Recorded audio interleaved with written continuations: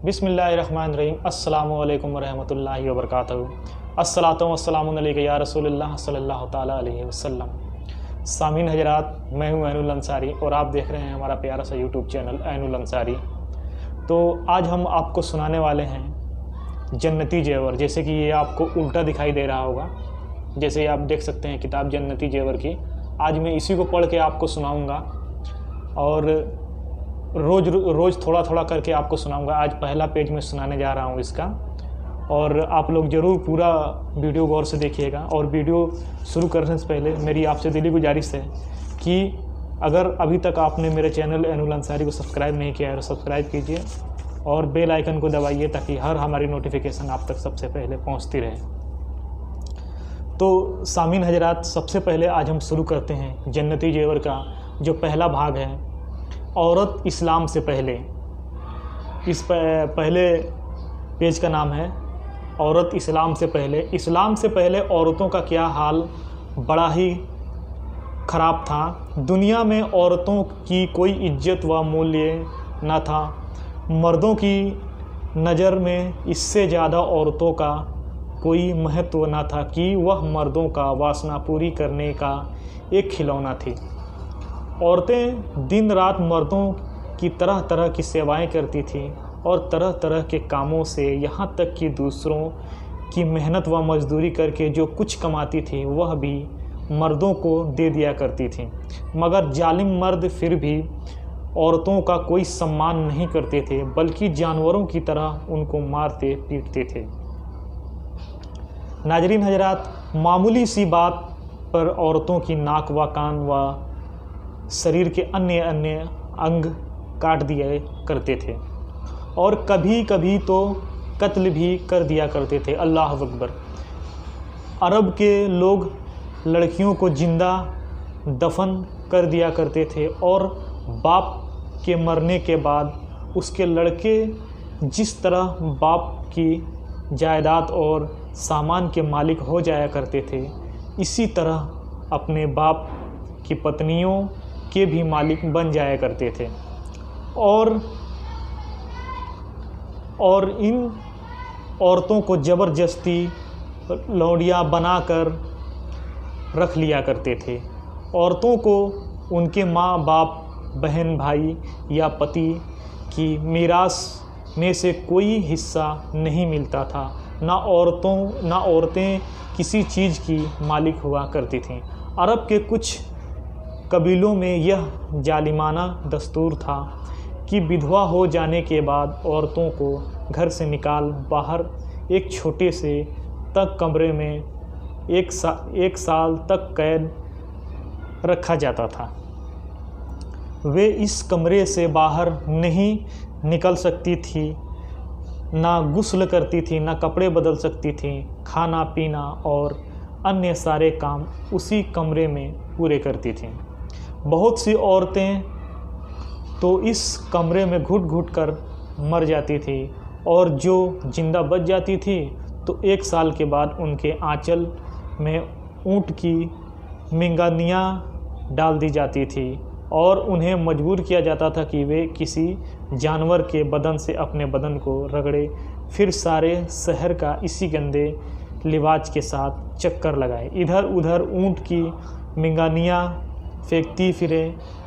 यह इस बात का ऐलान होता था कि इन औरतों की इद्दत ख़त्म हो जाएगी। इसी प्रकार अन्य रस्में भी उनमें मौजूद थीं जो गरीब औरतों के लिए मुसीबत व परेशानी का पहाड़ बनी हुई थी और बेचारी मुसीबत की मारी औरतें घुट घुट कर और रो रो कर अपनी ज़िंदगी के दिन गुजारती थी। और हिंदुस्तान में तो विधवा औरतों के साथ ऐसे ऐसे दर्दनाक जालिमाना सलूक किए जाते थे कि जिनको सोच कर कलेजा मुंह को आ जाता है।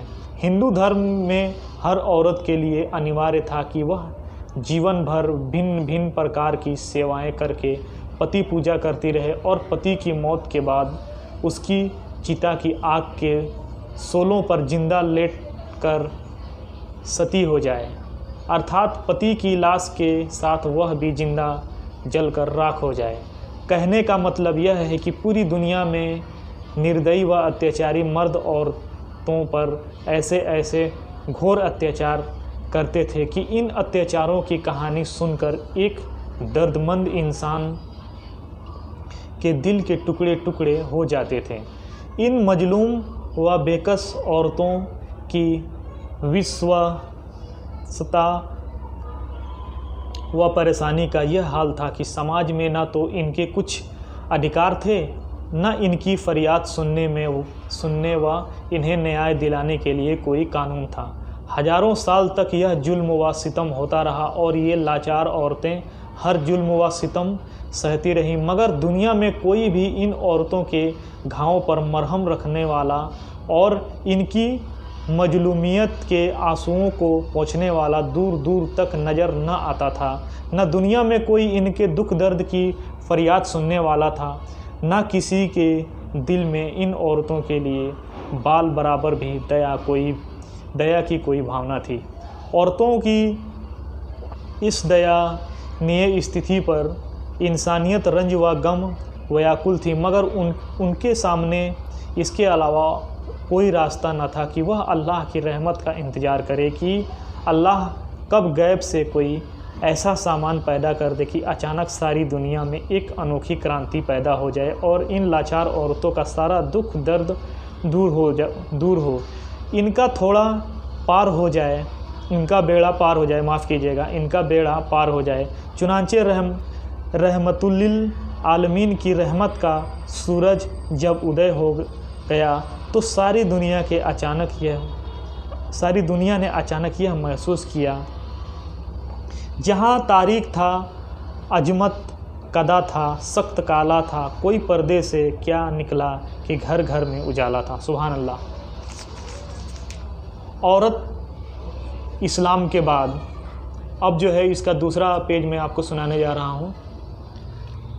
औरत इस्लाम के बाद, और जब हमारे नबी हज़रत मोहम्मद सल्लल्लाहु अलैहि वसल्लम खुदा की तरफ से दीन इस्लाम लेकर तशरीफ़ लाए तो दुनिया भर की सताई हुई औरतों के भाग्य का सितारा चमक उठा। सुभान अल्लाह। इस्लाम के कारण मुर्दों द्वारा कुचली व सताई हुई औरतों का दर्जा इतना ऊंचा हो गया कि इबादत का मामलात बल्कि ज़िंदगी और मौत के हर मोड़ पर औरतें और मर्दों के बराबर खड़ी हो गईं और मर्दों की बराबरी के दर्जे पर पहुंच गई। मर्दों की तरह औरतों के भी अधिकार मुकर्रर हो गए और उनके अधिकार दिलाने के लिए खुदाबंदे कानून आसमान से उतारे गए और इन कानूनों के आधार पर इस्लामी अदालतें स्थापित की गईं। औरतों को मालिकाना अधिकार मिल गए, चुनांचे औरतें अपने मेहर के रकमों, अपनी तिजारतों और अपनी जायदादों के मालिक बन गई और अपने माँ बाप, भाई बहन, संतान और पतियों की मीरास की वारिस करार दी गईं। कहने का मतलब यह है कि जो औरतें मर्दों की जूतियाँ से ज़्यादा जलील व अपमानित थीं, वे मर्दों के दिलों का सुकून और उनके घरों की मालिक बन गई। चुनांचे कुरान में स्पष्ट शब्दों में ये ऐलान फरमा दिया, अल्लाह ने तुम्हारे लिए तुम्हारी जिन्स से पत्नियां पैदा कर दी ताकि उनसे तस्कीन हासिल हो और उनसे तुम्हारे बीच मोहब्बत का शफ़क़त पैदा कर दी। अब कोई मर्द अकारण न औरतों को मार पीट सकता है, न उनको घरों से निकाल सकता है, न कोई उनके माल या जायदाद छीन सकता है, बल्कि हर मर्द धार्मिक तौर पर औरतों के अधिकार अदा करने पर मजबूर है। चुनांचे कुरान में फरमाया गया, औरतों के मर्दों पर ऐसे ही अधिकार हैं जैसे मर्दों के औरतों पर अच्छे सलूक के साथ। और मर्दों के लिए यह इरशाद फरमाया गया, और अच्छे सलूक से औरतों के साथ ज़िंदगी बसर करो।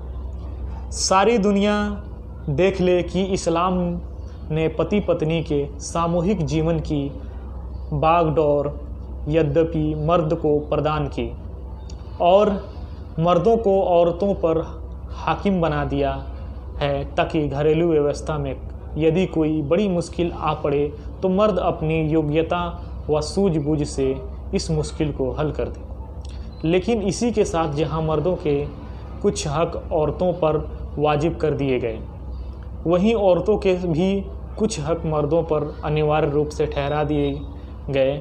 इसलिए औरत व मर्द दोनों एक दूसरे के अधिकारों में जकड़े हुए हैं ताकि दोनों एक दूसरे के हक अदा करें, अपना सामूहिक जीवन बेहतर व सुखी बना सकें और आपसी लड़ाई झगड़ों के जहन्नुम से सदैव के लिए आज़ाद हो जाएं। औरतों को दर्जों की इतनी ऊंचाई पर पहुंचा देना यह हुजूर सल्लल्लाहु अलैहि वसल्लम का वह महान उपकार है कि तमाम दुनिया की औरतें यदि अपनी ज़िंदगी की आखिरी सांस तक इस उपकार का शुक्रिया अदा करती रहें, फिर भी वे इस महान उपकार के शुक्रगुजारी के फ़र्ज को अदा नहीं कर पाएंगी। कितना बड़ा उपकार है नबी करीम सल्लल्लाहु अलैहि वसल्लम का, उनकी रहमतों का क्या ठिकाना है।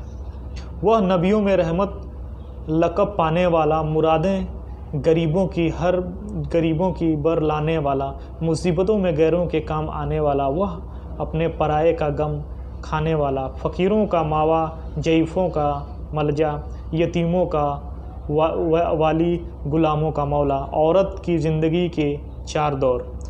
तो मोहतरम सामीन हजरात, आज हमने औरत इस्लाम से पहले और औरत इस्लाम के बाद क्या उनके मुकाम थे और क्या इस्लाम के बाद मिला, ये हमने आपको पढ़ के सुनाया। अब इसका दूसरा भाग हम आपको कल सुनाएंगे। औरत की ज़िंदगी के 4 दौर का जो बयान किया गया है इस जन्नती जेवर किताब में, वो जो है अगले वीडियो में हम आपको सुनाएंगे। रोज़ इसी तरह से हम आपको पूरा इस किताब को तिलावत करके आपको सुनाएंगे। तो आज की वीडियो में बस इतना ही। तो मिलते हैं कल अगली वीडियो में, तब तक के लिए खुदा हाफिज़। अस्सलामु अलैकुम व रहमतुल्लाहि व बरकातुहू।